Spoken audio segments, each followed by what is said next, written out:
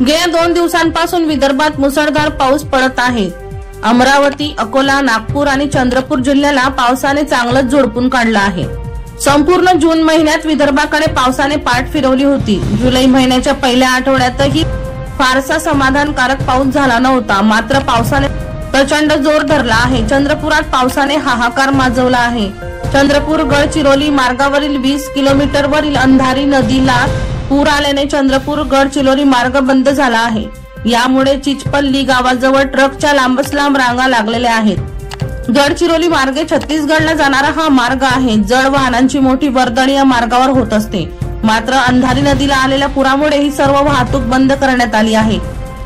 प्रवासी बस देखील अडकून पडलेल्या पाहायला मिळत आहेत। अशा पावसाने विश्रांती घेतली असली तरी पूर कायम असल्याचं समोर येत आहे।